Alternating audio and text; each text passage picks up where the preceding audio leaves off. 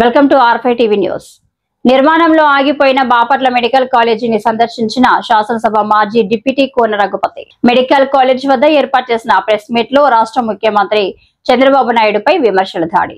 అమరావతిలో లక్షల కోట్లు పెట్టి వర్షపు నీళ్లు తోడిస్తున్నావు, పేదవాడికి అవసరమైన మెడికల్ కాలేజీ నిర్మాణం ఎందుకు చేయలేకపోతున్నావని చంద్రబాబు నాయుడుపై శాసనసభ మాజీ డిప్యూటీ స్పీకర్ కోన రఘుపతి విమర్శలు దాడి చేశారు. వైసీపీ ప్రభుత్వంలో అప్పటి మాజీ ముఖ్యమంత్రి వైఎస్ జగన్మోహన్ రెడ్డి 17 మెడికల్ కాలేజీలు శంకుస్థాపన చేశాడు.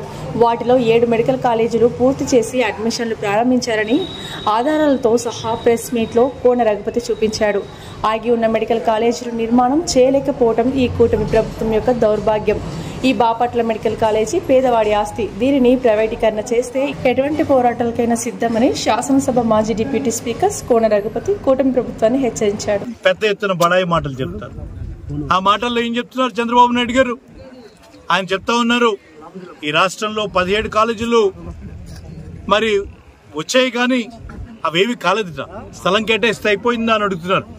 ఒక్క పాడేరు కాలేజీ మాత్రమే మొదలైనట్టుగా మాట్లాడుతూ ఉన్నారు. వాళ్ళు మేము చూస్తూ ఉన్నాం. మేము ఇవాళ ఇది పాడేరు కాలేజీ, పూర్తయినటువంటి పాడేరు కాలేజీ, ఇది పూర్తయినటువంటి పులివెందుల మెడికల్ కాలేజీ, పూర్తయినటువంటి పులివెందుల మెడికల్ కాలేజీ, ఇది పూర్తయినటువంటి Rajahmundry medical college, Rajahmundry medical college, ఇది పూర్తయినటువంటి ఏలూరు మెడికల్ కాలేజీ. ఆల్రెడీ విద్యార్థులు చదువుతూ ఉన్నారు అక్కడ. ఒక ముఖ్యమంత్రి హోదాలో ఉండి ఏవి కాలేదనేటువంటి మాట మాట్లాడటం ఎంత సిగ్గుమాలినతనమో ఒకసారి అర్థం చేసుకోవాలి. ఇది నంద్యాలలో పూర్తయినటువంటి మెడికల్ కాలేజీ, ఇది విజయనగరంలో పూర్తయినటువంటి మెడికల్ కాలేజీ, విజయనగరంలో పూర్తయినటువంటి మెడికల్ కాలేజీ, ఇది మచిలీపట్నంలో పూర్తయినటువంటి మెడికల్ కాలేజ్, ఇది పిడుగురాళ్లలో సుమారుగా 80%, 75 నుంచి 80% పూర్తయినటువంటి మెడికల్ కాలేజ్. ఇంకా నర్సీపట్నం, ఆదోని, పార్వతీపురం, మదనపల్లి, బాపట్ల, పాలకొల్లు, అమలాపురం, పెనుగొండ వివిధ స్టేజీల్లో ఉన్నటువంటి పరిస్థితులు ఇవి.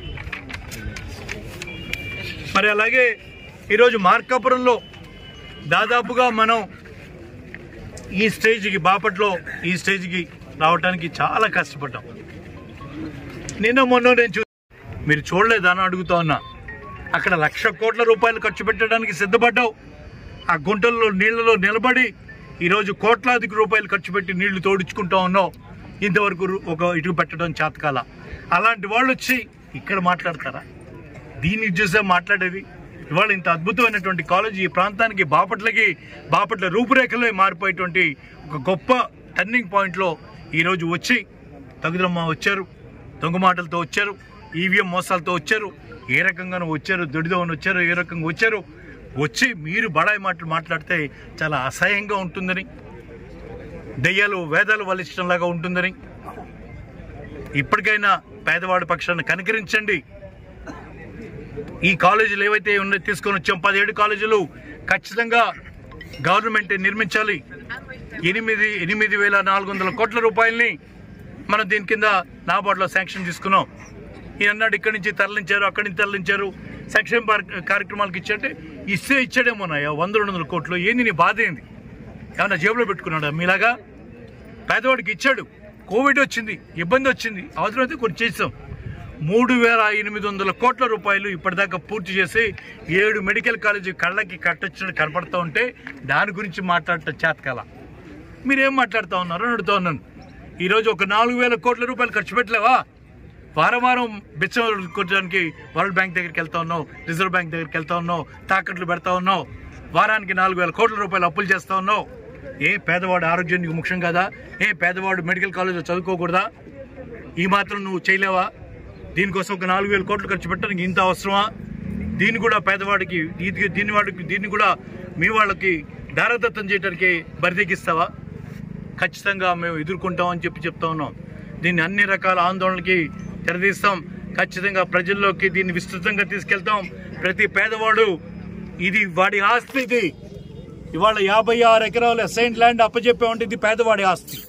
పేదవాడి గురించి మేము ఖాళీ చేసి అప్పచెప్పినటువంటి ఆస్తి దీంట్లో వచ్చేటువంటిది పేదవాడికి దక్కాలి. ఇక్కడ చదువుకున్న వైద్యం చేయించుకున్నా ఖచ్చితంగా ప్రభుత్వ రంగంలో జరగాలి. అది మేము కోరుకుంటా ఉన్నాం. ఆ రకంగా జరగాలని మేమందరం కూడా అవసరమైతే ఏ పోరాటానికైనా సిద్ధమని తెలియజేసుకుంటూ జై జగన్.